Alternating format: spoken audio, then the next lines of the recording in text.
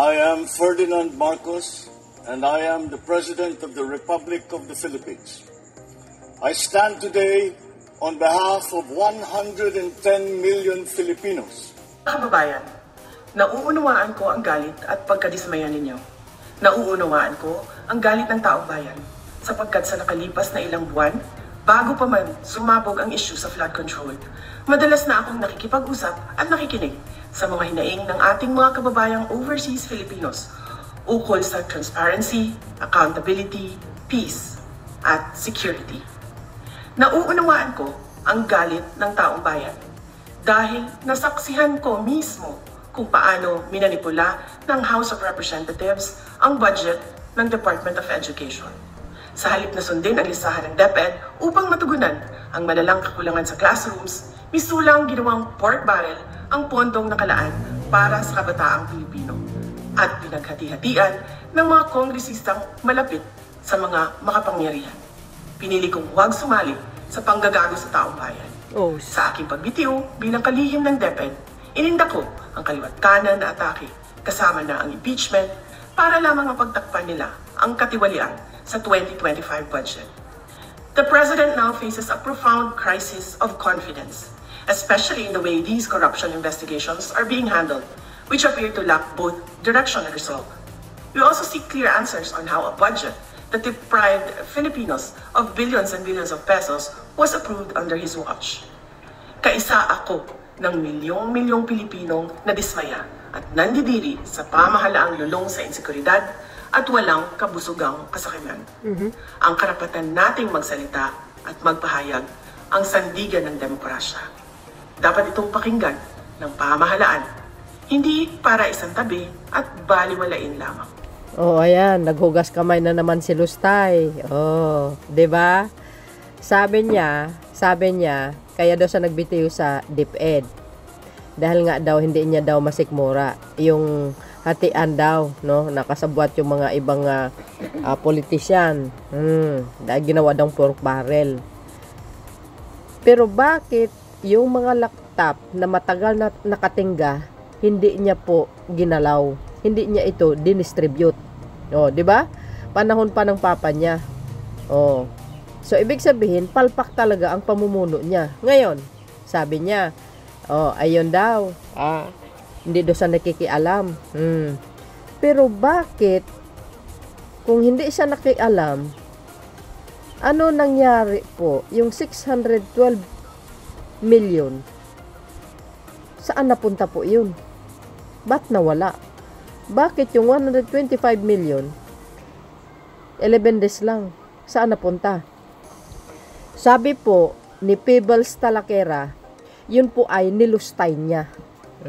Diba? Nilustay niya po, pinambabayad niya doon, pinagsisweldo niya doon sa mga armin niya. Kasi hindi niya po mapapaliwanag yun eh.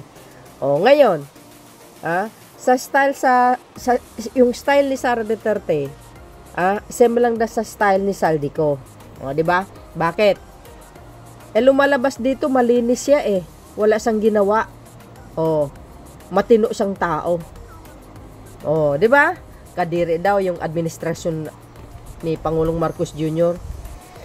Paano kaya yung nangyari sa papa niya? Hindi ba kadiri yung nangyari sa EJK?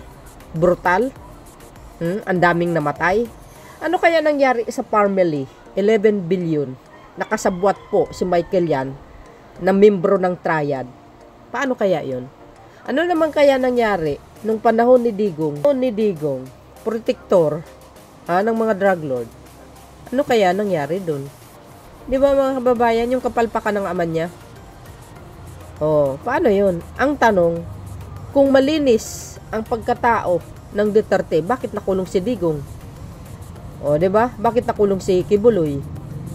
Paano kaya yun? Di ba? So malinaw dito yung kanyang statement. Gumagawa-gawa na lang siya ng istorya. Ang palabas ay walang nagawa ang gobyerno. Di ba? Hindi na po kayo magtataka sa mga Duterte. Bakit? Ganon sila, mag-gaslight. Di ba? Pinapalabas nila, malinis po sila.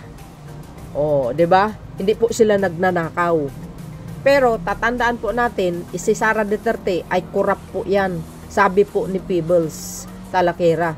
O, kasi nga nilustay niya yung confidential fund niya. Oh, you see, mga kababayan, ganon sila manggaslight. Magaling sila gumagawa ng istoryahe. Isa lang po ang tinutumbok ng mga ito para makuha po ang simpatya ng taong bayan nang sa ganon magalit sa Marcos administration. Yun lang yun. Kasi gusto lang nilang makaupo sa Malacanang. Uulitin po at uulitin po natin. Dahil gusto nila makaupo sa Malacanang kasi ang mga alipores nito, yung mga kaalyado nito, nalalagay sa alanganin, makukulong na. Kaya minamadali nila na makaupo sa Malacanang dahil once na makaupo ito, uulitin ko, mawash out lahat ang mga issue, ang mga involved na mga kaalyado niya sa korupsyon. Tulad ni Joel Villanueva, Chis Escudero, Jinggoy Estrada. Sino pa? Sino pa, mga kababayan? Siyempre, uulitin na naman natin. Pag nakaupo sa Malacanang yan, siyempre, maabsuelto si Kibuloy. Yun lang yun. Lalabas yan sa kulungan. Si Tebes.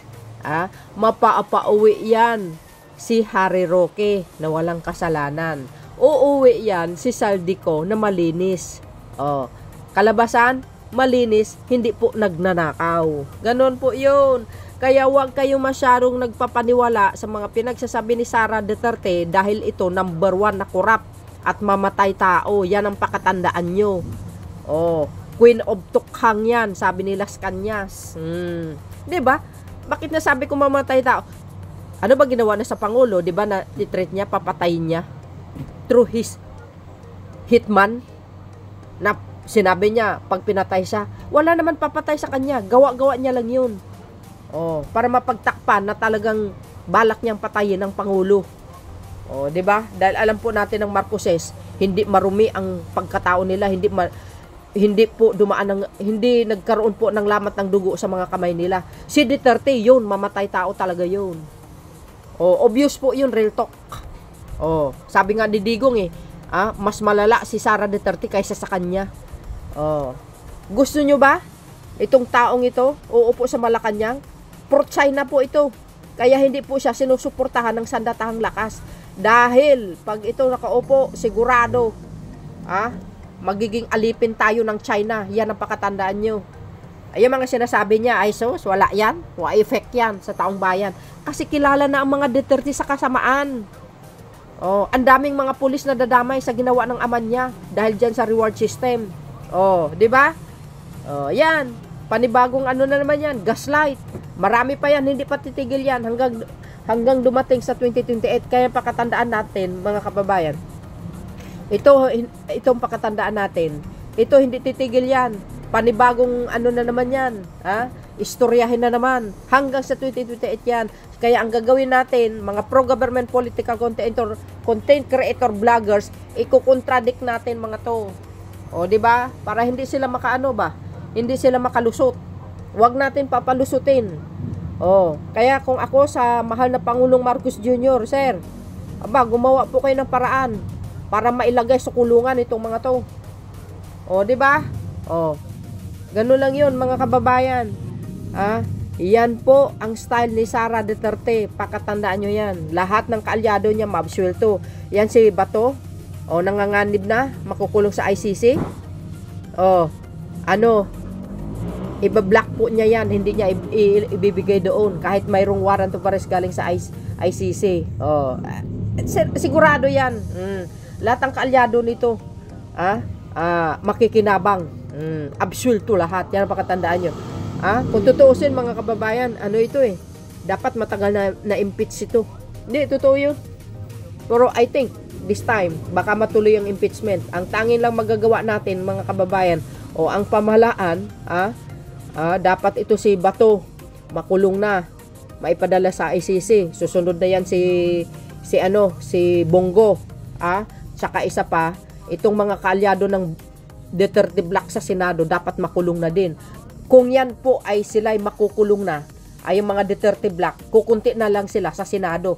So, maari na po maituloy ang impeachment. Pag natuloy yung impeachment na si Senator Soto, ang SP, sigurado ma-impeach ito. Kasi wala nang bubuto doon sa sa mga Duterte Black ilan na lang sila Siyempre, makukuha ni SP Soto ang majority. O, yan dapat. Yan dapat ang gagawin ng gobyernong ito. Makulong ang dapat isa-isa na silang makulong. Oo, dapat isa-isa na silang makulong, mga kababayan, para yung impeachment na ito matuloy-tuloy. Oh, yan feeling feeling malinis ito si Sara Duterte ngayon, yung mga nagko-comment. Yan, yan, ito yung mga nagko-comment. Anong sinabi dito ni Attorney Espirito? Wala yang karapatan maging presidente si BP Sara. Nako. Ayan. Oo, siyempre. Hindi naman talaga pwede. Nako po, ito pa. Dito ang bait-bait ni Fiona ngayon dati naman daig pang ang ng bata na kinahinanan, kinuha na ng lollipop. Ito, natuto na ba o nag-uto-uto na naman? Huwag kang magturo, parehas galit sa inyo ang taong bayan. Ayun. Katiwalaan at transparency, ikulong yan ang sigaw ng mga kapatid mo sa INC. Hindi ka ba kinalabutan, number 1 ka sa lista? Kaya nga, di ba mga kababayan, yung INC, yung sigaw nila, o transparent accountability, parang patama yung kay Sara Duterte. Di ba? Huwag ka na magpalusot, piatos, agay. Transparency, wow ha, sinimulan mo para sa bansa. Actually, sa'yo nga, nagsimula talaga yun sa confi funds mo na ayaw mong sagutin. Tama. Kung mayroon pong nanggugulo, walang iba kundi ang Duterte. Totoo po yan. Nagsikandamano yung mga DDS. Tingnan nyo, naglilipa na yung mga trolls na sa social media, di ba? Sino ba ang nanggugulo? Di ba mga Duterte? Subukan nyo, tahimik mga yan. Tahimik ang bansa. Kasi nga gusto nila agawin ang palasyo sabi sa inyo pero hindi nila maagaw. Kasi hindi nila kaya si Pangulong Marcos Jr. Yan ang pakatandaan nyo. Kahit ilang beses pa mag-rally yan, never nila ang pabagsakin. Ang simpatya ng mamamayang Pilipino kay Pangulong Marcos Jr. Bakit? Sino bang tagapagtanggol ng soberanya ng bansa? Di ba si PBBM din? Walang ibang tagapagtanggol ng bansa, siya lang. Siyempre, tayo, sinuportahan natin yan dahil ayaw natin masakop tayo ng China. Si Sara may nasabi ba? Wala. No comment, sabi niya ganon. Plus, ito pa. Siya po ang nag-expose ng korupsyon. Dekada po na nangyayari na. Ngayon lang, mismo sa administrasyon niya. Sa kayo makikita niyan, isang Pangulong ng Pilipinas, matapang. Kinalaban ni Pangulong Marcos Jr. yung mga billionaire na korupsyon, na kurakot. Pero hindi siya natitinag. Kaya nga, unti-unti na sila talaga na makakasuhan wait lang kayo, relax. Ngayon, dahil sa ginawa ni Pangulong Marcos Jr. sa katapangan niya, binaliktad siya. Siya ngayon tuloy ang kurap kuno. Sino nagsabi? Si Saldico. Sino bang nasa likuran ni Saldico? Alam nyo naman kung sino, di ba? Sino ba ang ang gusto mag-destabilization laban sa Marcos administration? Di ba side nila? Ay sus. Common sense lang mga kababayan. Yung piatos, Inday, huwag kami lukuhin mo. Ayan. Savage siya sa mga taong bayan, Yung iba kapag mag-video kayo sarili nyo, okay lang ba sa inyo? Ganyan kalabo, 'di ba? Style ko nga Pag nagsasalita kala mo malinis, walang kinurap, 'di ba? Walang kinurakot. Ang tanong, saan ba galing ang mga pera ni Sara Duterte na bilyon? Puro panay trouble kung saan nakakarating. Lakwat sera nga ito Ang dami niya kayang pera. Sa na lang, sa abogado ni Digong Magkano isang buwan? Milyon. Ano kayang business na tong mga to? Dapat dito maglabas ng salin niya Baka pag naglabas ng salin 10 million lang. Tulad ni Marcoleta. Inday Sabaw, maawa kayo. Naawa ako sa iyo, sobra ka ng desperado, ang cheap ng moves mo. Obvious ba? Kasi ayan na nga cheap nga ang moves niya. Kasi wala siyang alam. Wala siyang abilidad. Kaya nga sabi nga nung isang nagko-comment, parang batang maliit na inagawa ng lollipop. Yun katatapos lang nag-rally. Diba? Ito, nagra-rally. Nakita niya, nilangaw ang rally nila. Pinalayas sila ng INC. Kasi ayaw ng INC na mayroong DDS na nakalagay doon na BBM resign. Pinalayas yung kampon niya. O ilan lang. Di ba? Nandoon sila sa Liwasang Bonifacio. Lagi silang nagsusumbong kay Bonifacio. Bakit sabi nila, Sir Bonifacio, kukunti lang kami. Hindi kami dumami. O, di ba? O, yun ang si Bonifacio ang pinagsusumbungan nila eh. Mga tanga, alam nila sa tatawa yun. O, di ba? Ang chip-chip niya kasi wala siyang alam sa pamumuno. Walang alam talaga siya. Yung utak niya mapurol. O, ikaw lang, galit man na. Galit man na yun. Anomalya sa DepEd at confidential fund. Kaya nga, feeling niya malinis ang dating. Madalas lumabas ng bansa kamo, hindi ka naman nagtatrabaho para sa Pinas. Hay, nako, Inday Lustay. See guys, ikaw pa rin, susunod na presidente. Nakaw, susunod talaga. Libreng mangarap. Hindi naman masama yun, mga kababayan. Savage siya sa mga netizen. Puro kayo di nagkakasundo, taong bayan, kawawa, buti kayo. Nakakaangat sa buhay. Kasi maraming maraming pera to si Sara Duterte. Ambot kaalyado mo lahat ng magnanakaw. Correct. Madam, huwag magturo galit ng taong bayan, sabihin mo galit mo rin. Jesus, nagsalita na naman ng lutang. Galit lang ng mga uto-uto na DDS. Huwag ka nang umipal, Sara. Sakay ka ng sakay, di ka pa paniwala ng majority. Correct. Kasi ang tanong ko sa mga DDS, nasaan ang 32 million na bumuto dito? Bakit wala sa rally? Kung talagang gusto nyo paupuin si Sara Duterte, nasaan po yung mga 32 million? Bakit wala sa Liwasang Bonifacio? Bakit? Kasi isa na ako doon. Kung alam ko lang, hindi ko na binutot, hindi ko to kinampanya nung sa Sakalyak survey namin. Fake ka na naman. Hays, naghuhugas kamay si Piatos, utot mo. Alam na namin ang mangyayari ito. Simula sa pool yun na talaga ang balak nyo, lalo na nasa inyo. Si Gloria, tama nga si Percy Lapid. Kaya siguro siya pinatumba alam nyo na yun. Baliktad at ang sinasabi mo, yes! Malinis si Sara Duterte. Hindi lutang. Parang ito guys, baliw. Ewan ko ba dito? Dapat dalhin nyo to sa Mandaluyong So yun mga kababayan, ano po ang komento nyo? Kayong balang mag-komento. See you again on my next upload. Bye bye bye and baboos. God bless Philippines.